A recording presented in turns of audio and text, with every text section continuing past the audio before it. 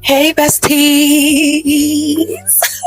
Welcome back to another episode of Tea and Takes with Simi. Oh my god, I missed you guys so much. Oh, first of all, I want to just thank my friends. Like, I think I have the best friends ever that have reached out to me and been like, we haven't seen an episode in a minute.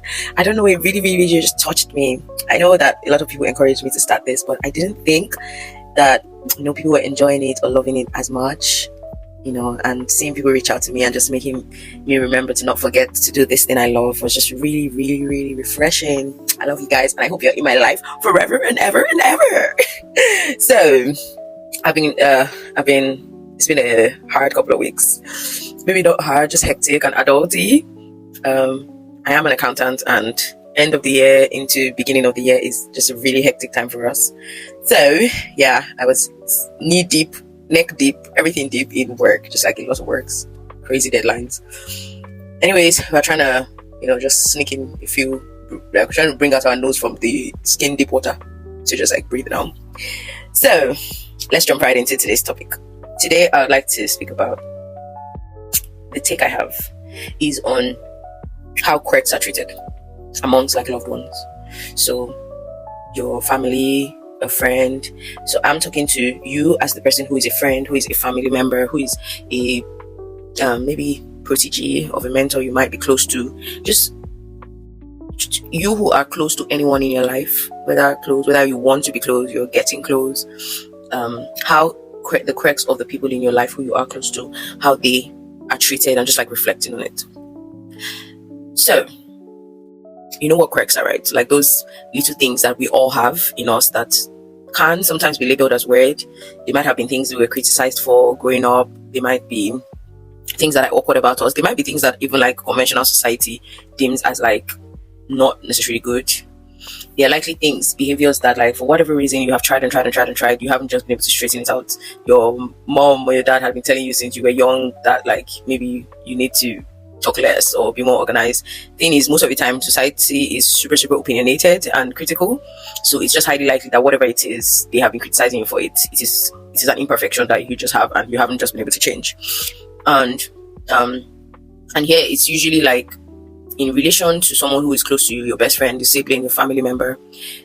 How do you sort of make the ethics, or the, I don't know if I would even call it ethics, the, what's the word I'm looking for now?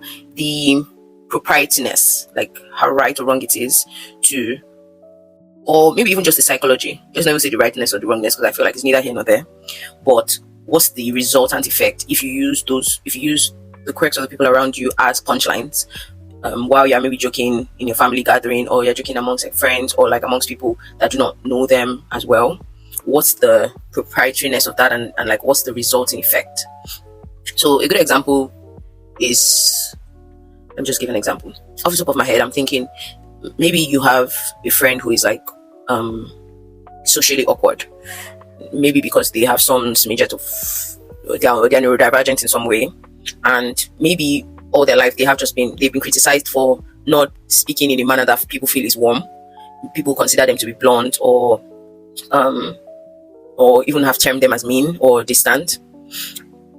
Imagine that you then have developed a friendship with that person. You realize that they're very sincere, they're really good people and kind people once you sort of get to know them, and you really love them. You feel like they're the best, best person, whatever, since sliced bread.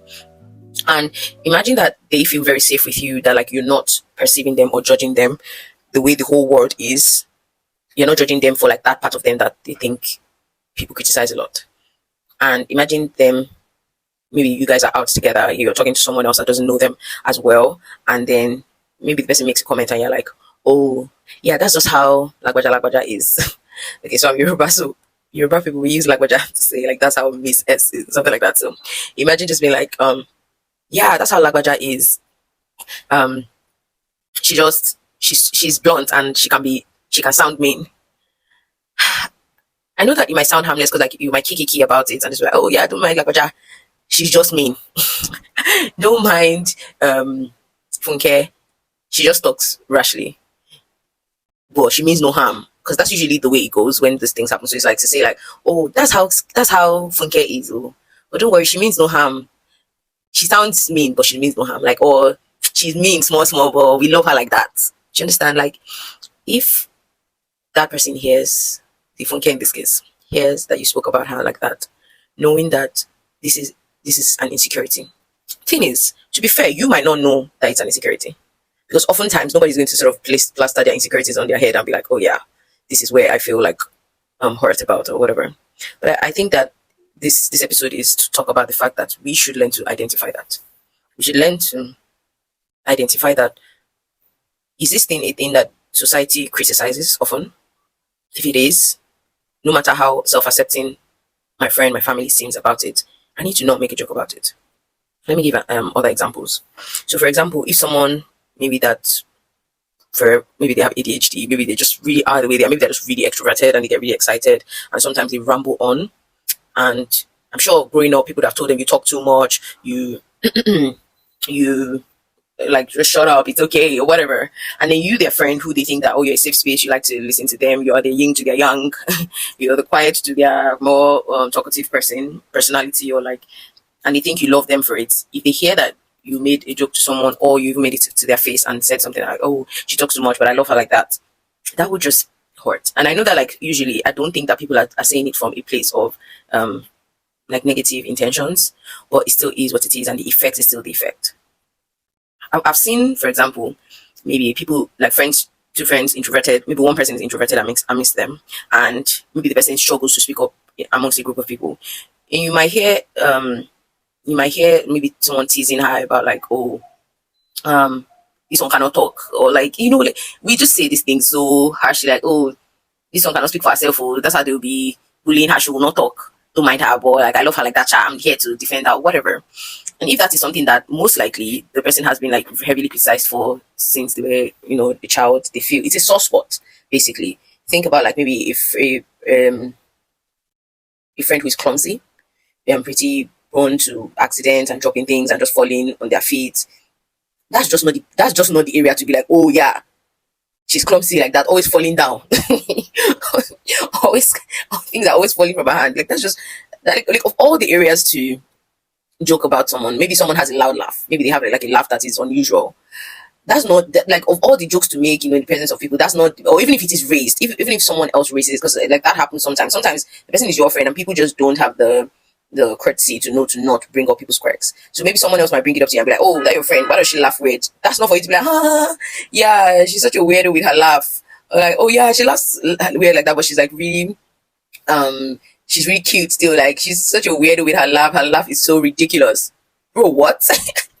That is not like, maybe someone who appears like, their appearance is like quirky. Their hair is usually bright colored, their clothes are very unconventional, their hairstyle is not conventional. And maybe someone makes a joke in this type of scenario too. Someone makes a joke, so this is your friend, her hair is always so weird, and why does she always dress so weirdly? Like, wow. It's not for you to like also sort of getting on the joke and be like, yeah, she was so weird. And this thing, I think, even though the intent is to be jokey, your litmus test must be that, am I joking with the person, or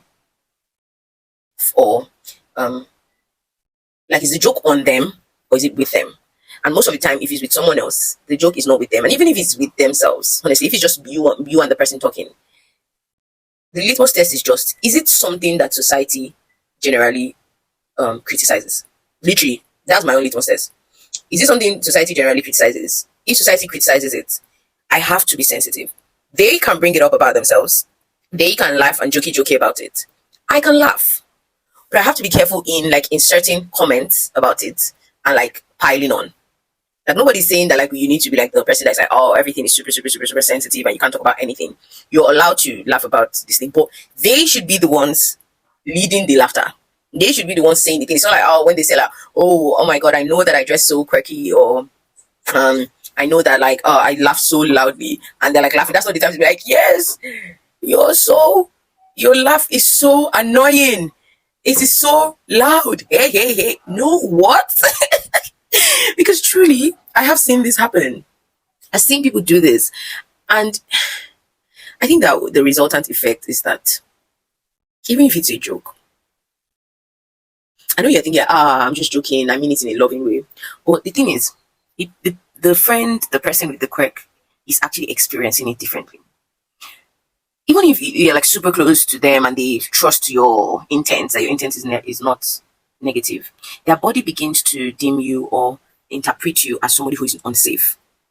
That's the truth. The truth is that when we get close to people, we become like vulnerable with them. We are literally like opening up, giving them like our vulnerabilities, the areas that we feel self-conscious about. We give them with the trust that they would not use it as ammunition. With the trust and the rest, safety that like this is the one person I can be myself with. I don't need to like pretend. I will not be criticized the way the world criticizes me. So if you come in and then even if you think it's a joke rather, you use that same area that they're already sensitive about. If that happens, like their brain begins to feel like they need to protect themselves around you. They need to not reveal the whole of themselves. The way they react with the rest of the world, where maybe like somebody who maybe laughs at something or laughs unconventionally, the way they would be very proprietary with the world, where they don't want to laugh in their full self because they are conscious that like, oh, people might deem my laugh weird. Then they will not want to laugh when they're with you. Meanwhile, before they will laugh and like really just laugh at abandon because they feel like you're not perceiving them, you're not judging them. But now they can't do that because like they're like, yeah, this person is going to judge me. So that's just something you don't want. The truth is that when people start feeling unsafe with you like that, they'll start to pull back and they'll start to protect themselves. They'll start to not show you all of themselves. Rightly so, to be honest. Rightly so, because it means that you're no different from the rest of the world who is also judging them or perceiving them. So why should they show you all of themselves? And I know that that's not what we want. I think that to do better, you should just always notice sensitive areas. Notice traits that society criticizes. Notice past struggles. People would your friends, your family would have literally always usually told you about a struggle they faced, an area of their life that they expressed, like discomfort about. And just even if you're approached, maybe in discussion, like some of the examples I gave, someone actually raises it and raises that part of them that is quirky and maybe not conventional, reframe it. It's your job as their friend to reframe it and to reframe it as a non-flaw. Even if you're joking, even if you still don't want to like become the person that makes the joke become a serious, overly serious thing, even in the joking, still reframe it. Like finish it with that like inspirational type reflection. So it's like maybe somebody was like, that your friend, she talks too much, oh, we shall love her. Say, oh yeah, my friend, I really love her energy. I love how passionate she gets when she's talking about things she cares about. Like I think that we need more people like her in the world that care about things.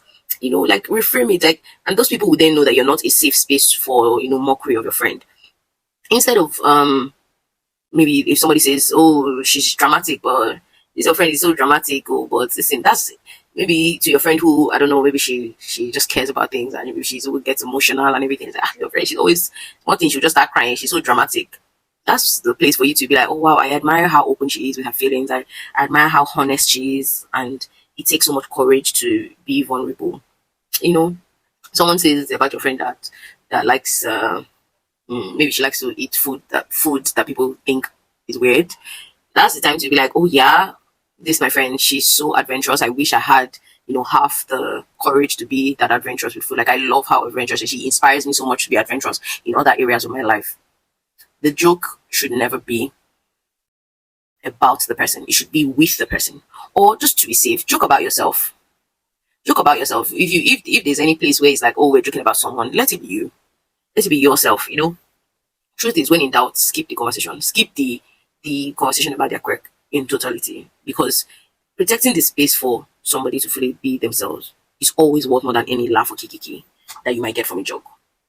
So I think I'll bring this to wrap by saying that the takeaway from this is that even if we're close to people, that doesn't give us a pass to make their quirks or their vulnerabilities or their unique traits a punchline. Even if we're joking, even if it's in love and it might feel harmless to you, the person on the receiving end usually experiences it differently. And the thing is, it's like a switch. Once the switch of someone feeling unsafe with you has started, it's usually hard to make them feel safe again. So why bother? Why do that? Do you understand? So the friendship will already start cracking if they can't feel safe and vulnerable with you. You don't want that. You should be the one person in the world that doesn't perceive them, that they don't feel judged by. Protect the people you care about. Celebrate their quirks, because you have your own and you want your quirks to be celebrated. Just like laugh with people, not laugh at them. Always choose safety over a joke. choose safety, choose to preserve people's sensitivities over making a joke.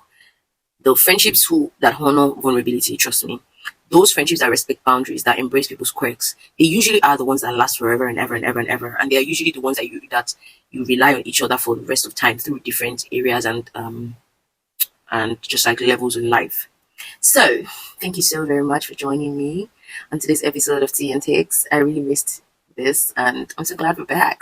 Until next time, when I can breathe again and I have another take. So yeah, and while you're going on your everyday journey, remember that people's quirks are not punchlines.